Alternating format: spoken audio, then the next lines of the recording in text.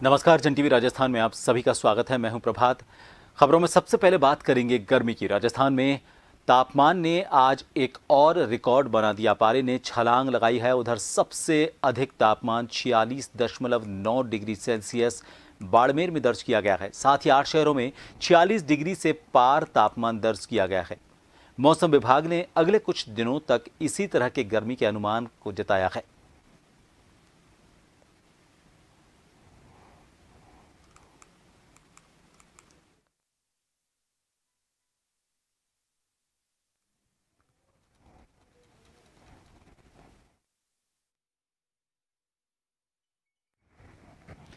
तो गर्मी की वजह से लगातार जो परेशानी लोगों को हो रही है वो और थोड़ी सी बढ़ गई है, क्योंकि झुलसाने वाली गर्मी ने इस बार एक और रिकॉर्ड तोड़ दिया है। बाड़मेर में अब तक का सबसे ज़्यादा तापमान 46.9 डिग्री सेल्सियस दर्ज किया गया है। इसी के आसपास प्रदेश के 8 शहरों में भी तापमान दर्ज किया गया है, तो करीब 46 डिग्री सेल्सियस है।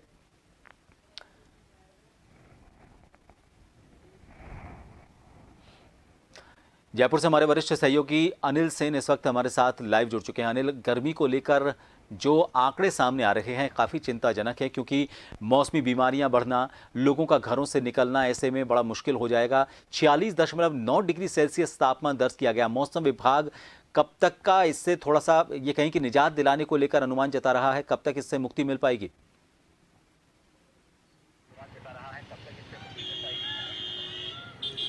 देखिए, राहत की जहां तक उम्मीद है प्रभात, अभी लगता नहीं कि कुछ दिनों में राहत गर्मी से यहां पर मिलने वाली है। टेम्परेचर अपने सर्वाधिक रिकॉर्ड पर है।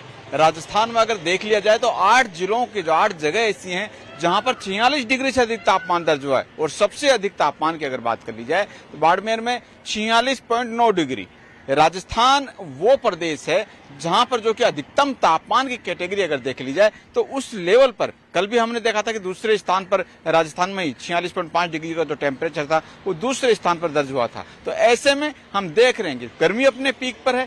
कूलर एसी पूरी तरह से फेल नजर आ रहे हैं। सड़कें दोपहर के समय में बिल्कुल सूनी सूनी नजर आती हैं। और इस दौरान हम देखते हैं कि जो लोग घरों से बाहर किसी ऑफिस वर्क से या काम से बाहर निकलते हैं तो उनके चेहरे देखने वाले होते हैं कि आखिरकार वो चाहते नहीं है कि घरों से बाहर निकलें, लेकिन फिर भी मजबूरी वन उनको बाहर निकलना पड़ता है। इस समय जिस तरह से हीटवेव चल रही है, सीधा जो तापमान रिकॉर्ड दर्ज कर रहा है वो आम व्यक्ति को, आम जन को कहीं ना कहीं परेशान करने वाला कहा जा सकता है।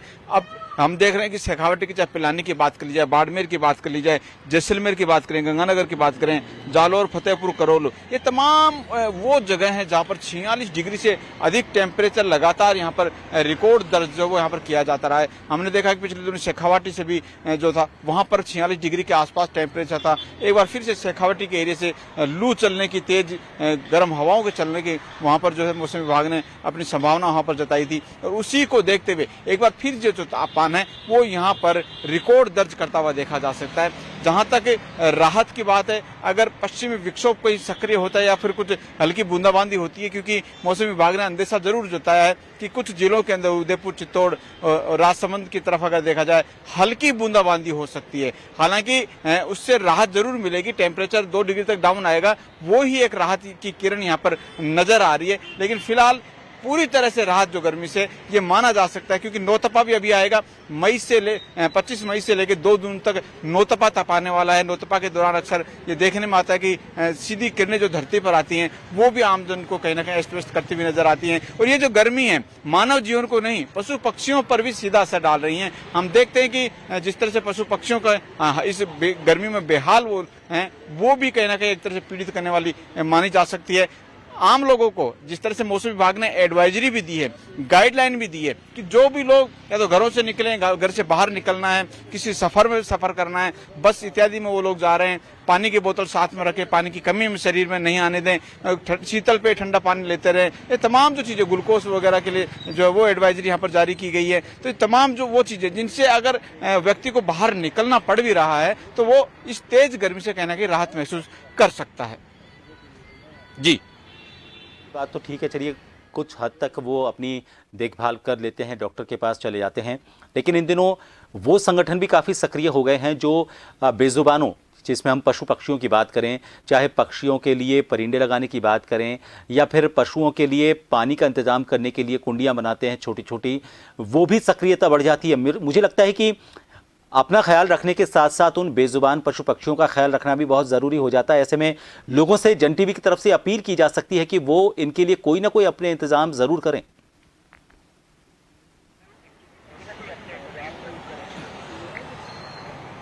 देखिए, बिल्कुल सामाजिक कार्य यूं तो अक्सर देखने में भी आते हैं कि जब सर्दी तेज ठंड पड़ती है तो लोग कंबल वगैरह वितरित करते हैं। हम गर्मियों में देखते भी चल भी रहे हैं परिंदा अभियान, जो कि बेजुबान जो लोग हैं उनकी बात को कौन सुनेगा, उनके दर्द को कौन जानेगा। तो सामाजिक जो कार्यकर्ता हैं वो लोग अक्सर ये मुहिम चलाते हैं, अभी भी चल रही है, परिंदा लगाते हैं लोग।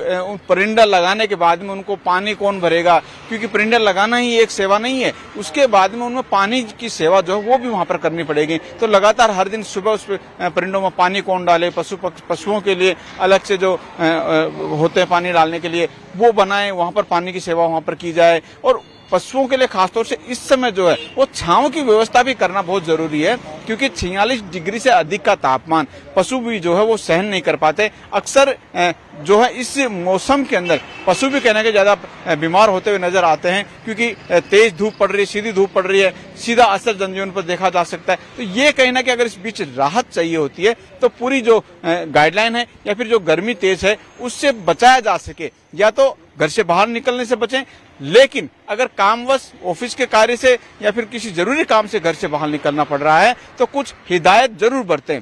पानी की बोतल, सफर हो या घर से बाहर निकलना हो, वो पानी की बोतल लेकर निकलें। शरीर के अंदर पानी की कमी नहीं आने दें।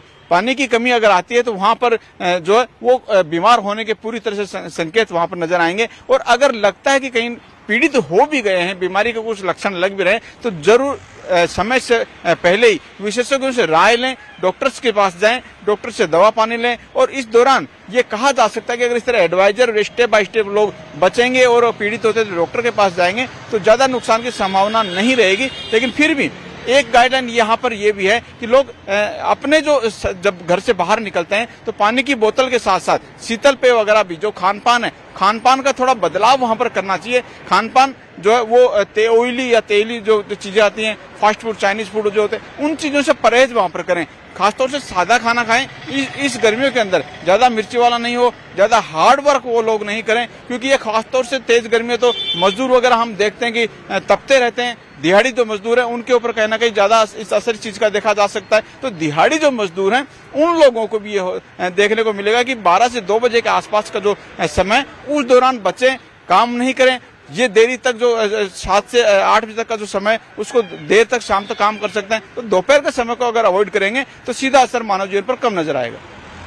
कहा ये सामूहिक जिम्मेदारी है, ना सिर्फ खुद का ख्याल रखने की, बल्कि हम बेजुबानों की बात करें या फिर उस वर्ग की बात करें जिसको दिन में मजदूरी में काम करना पड़ता है, उसे एक थोड़ा सा सपोर्ट दिया जा सकता है, थोड़ा सा उसका साथ दिया जा सकता है गर्मी से मुकाबले के लिए। इसके अलावा बहुत से ऐसे साधन हैं जिनको आप अपना सकते हैं। ठंडे पानी की बोतल अपने साथ रख सकते हैं और इसके अलावा जो सावधानियां बरती जाने के लिए अपील की गई है उनको ज़रूर अपनाएं।